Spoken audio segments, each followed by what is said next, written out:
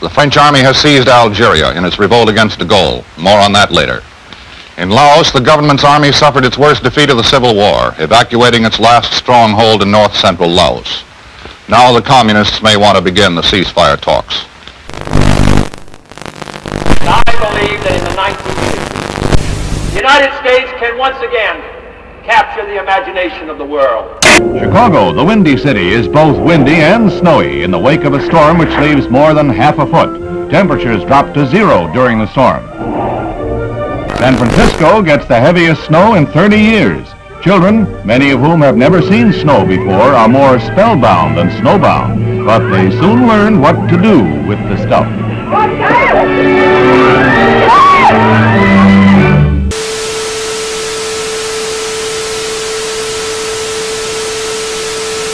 I, John Fitzgerald Kennedy, do solemnly swear that you will faithfully execute the office of President of the United States. that I will faithfully execute the office of President of the United States And will, to the best of your ability, and will, to the best of my ability, preserve, protect, and defend the Constitution of the United States. preserve, protect, and defend the Constitution of the United States.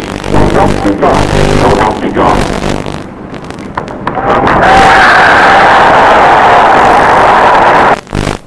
And so, my fellow Americans, ask not what your country can do for you, ask what you can do for your country.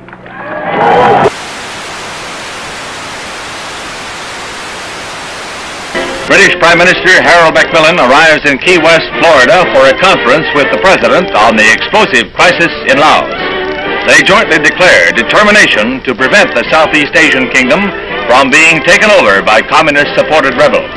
Also discussed is Britain's ceasefire proposal to Moscow. From Miko, is the Soviet Union willing to agree to a ceasefire in Laos? We touched in conversation this subject. I have nothing to say publicly at this moment. The look for 61 will recall the Jazz Age, and where Paris leads, the rest of the fashion world is likely to follow. Here was a new symbol of communist ruthlessness. Overnight, East Berlin became a concentration camp, sealing in the inhabitants of that sector. Barbed wire and cement were the answers to the refugee problem. Khrushchev repeats his threat to sign a separate peace treaty with East Germany, which he claims, wrongly, rights in Berlin. Served with an order by East German authorities that all U.S. personnel must show identification before entering that section of Berlin, American troops answer with the only language the Reds seem to understand, a show of arms. Castro marks the second anniversary of his revolution with the biggest military parade ever staged in Cuba, featuring tanks and other heavy weapons from Russia and Red Czechoslovakia. Shortly afterwards, Castro demanded the United States Embassy drastically reduce its staff to 11 persons. It was the last straw in his long campaign of provocation and harassment. I believe that this nation should commit itself to achieving the goal Before this decade is out, of landing a man on the moon and returning him safely to the Earth. No single space project in this period will be more impressive to mankind or more important for the long-range exploration of space, and none will be so difficult or expensive to accomplish. The assault has begun on the dictatorship of Fidel Castro. Cuban Army pilots opened the first phase of organized revolt with bombing raids on 3 military bases. In Havana, Acting Foreign Minister Olivares shows diplomats rockets fired from the Cuban raiders, which he claims have U.S. marking. These charges are totally false, and I deny them categorically. The United States has committed no aggression against Cuba, and no offensive has been launched from Florida or from any other part of the United States.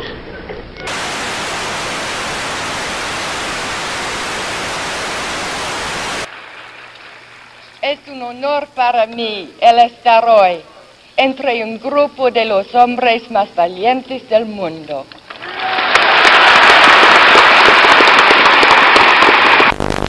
Castro gloated over his victory and told the world that Cuba was now a socialist nation and would hold no more elections.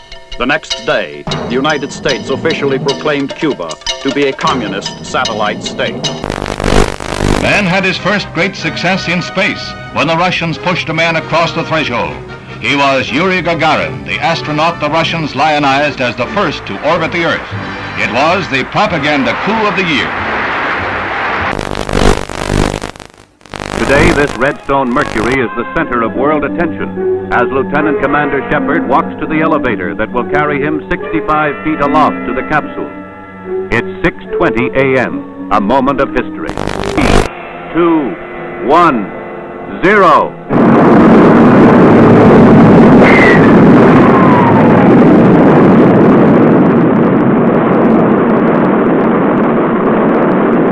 The rocket performs perfectly as it lifts the funnel-shaped capsule gracefully aloft. 115 miles up, he went 300 miles downrange, right on target, and was picked up by waiting helicopters.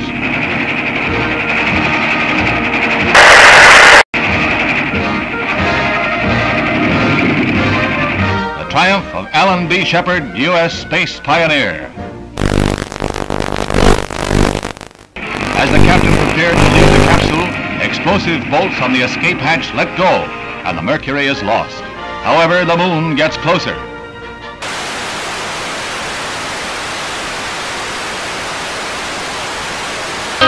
Albany, Georgia. A Negro fight against segregation is led by the Reverend Martin Luther King.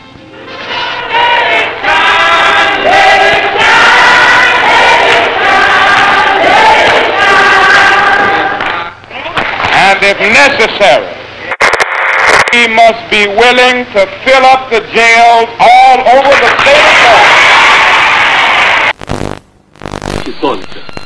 Шар превращается в колоссальный светящийся купол. Яркое свечение еще продолжается. В этом опыте оно длится необычайно долго. Страшной силы напутствует прихода ударной волны.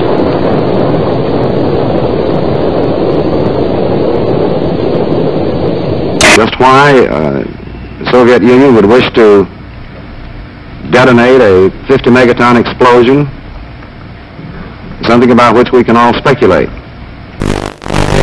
At Oxford, integration at the University of Mississippi becomes a one-man crusade. When Air Force veteran James Meredith tries to register, the police lines are drawn, U.S. Marshals blocked. When university officials are cited for contempt of federal court, Governor Ross Barnett Negro applicant.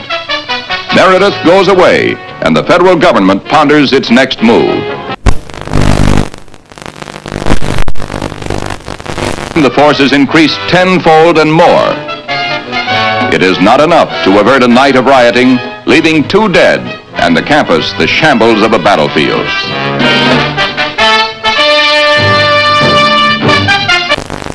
"75 students and other rioters are arrested. Among those seized, former Major General Edwin Walker, who is charged with insurrection. And James Meredith becomes a duly registered student at the University of Mississippi." Sir, there's been a great deal of turmoil and conflict. 2 people have been killed. Do you have any feelings of guilt? Have you given it any second thoughts?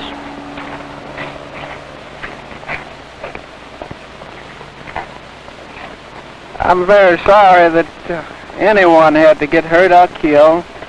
But of course, I think that's an unfair question to me. I don't believe any of you believe that I had anything to do with that. President Kasavubu is near the Leopoldville on his return from a conference of Congolese leaders in Madagascar, at which it was agreed to convert the republic into a loose confederation. The streets are jammed for a parade in celebration of the decision. But red opposition to the plan is heated, and the pro-Soviet Antoine Gizenga, Lumumba's political heir, still controls key areas and sizable armed forces.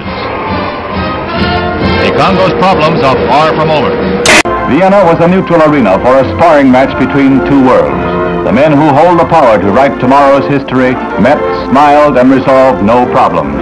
The dictator and the President, the East and the West. St. James Church in the Hudson River hamlet of Hyde Park is the scene of last rites for the First Lady of the World, Eleanor Roosevelt. President Kennedy heads the list of distinguished world leaders who pay last tribute to the extraordinary and beloved woman who is remembered as a humanitarian and one who loved her fellow man. There is no strife, no prejudice, no national conflict in outer space as yet. Its hazards are hostile to us all. Its conquest deserves the best of all mankind, and its opportunity for peaceful cooperation may never come again. But why, some say, the moon? Why choose this as our goal? And they may well ask, why climb the highest mountain?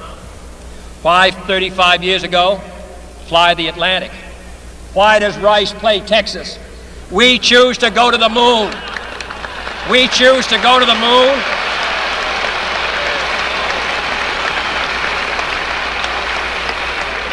We choose to go to the moon in this decade and do the other things, not because they are easy, but because that goal will serve to organize and measure the best of our energies and skills, because that challenge is one that we're willing to accept, one we are unwilling to postpone, and one we intend to win, and the others too.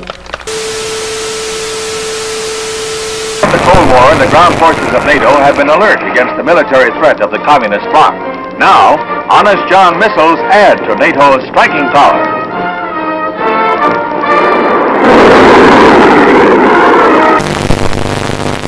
President Kennedy begins a tour of 4 space installations at Huntsville, Alabama, where he is greeted by Dr. Werner von Braun, space pioneer and director of this research and development center.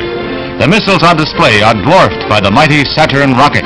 This booster is the first stage of the rocket that will put the 3-man Apollo capsule into a 2-week orbit of the Earth in 1964. Preliminary to a lunar shoot. Gemini, which was developed here, will allow 2 men to orbit the Earth for 2 weeks and will be used for experiments in outer space rendezvous and docking missions. This winds up the President's first-hand look at our space program and our progress in the race for space. This deficit comes from a recession. And if we can take the proper action in the proper time, this can be the most important step we could take to prevent another recession. That is the right kind of a tax cut, both for your family budget and the national budget. Chiang Kai-shek, leader of the peoples of Free China on the island of Taiwan, heads the celebration of the 50th anniversary of the overthrow of the Manchu dynasty. 11 million Chinese, strong with their dream of someday wresting their homeland from the communists, are marking the day that saw the end of 4,000 years of monarchy in China. Khrushchev declared, through the formation of the world system of socialism, the situation in the world has altered radically. At present, it is not circles whom. On December 2nd, 1961, Castro reveals, I am a Marxist-Leninist and will be one until the day I die. Socialism is a world reality today. There is no halfway between socialism and imperialism. This government, as promised, has maintained the closest surveillance of the Soviet military buildup on the island of Cuba.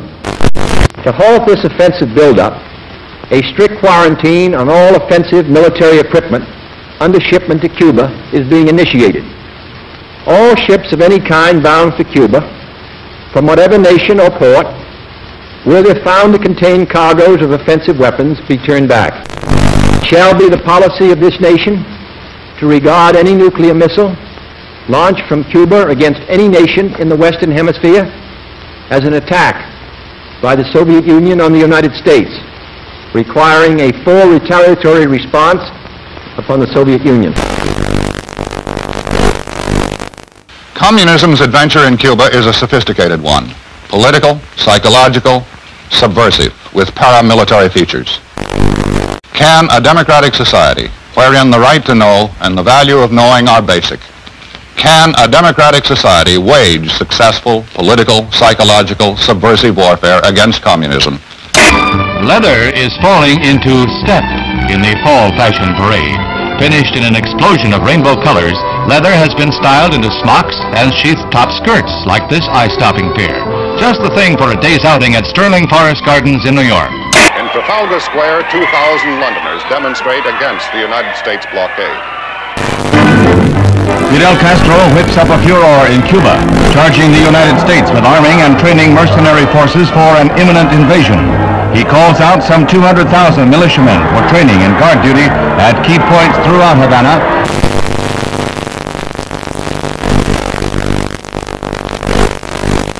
Khrushchev happily receives a gift of the Cuban flag as he lines up with a solid endorsement for the home-brewed anti-Americanism of Fidel Castro, the Soviet sole Western Hemisphere ally.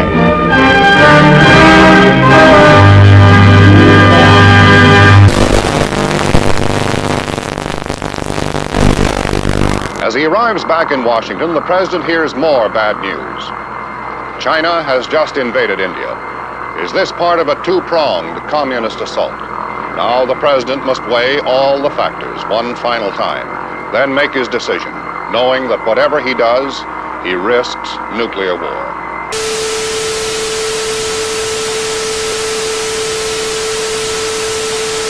Meanwhile, the United States continues to reinforce its Cuban base at Guantanamo Bay, the naval depot that Castro wants the U.S. to give up.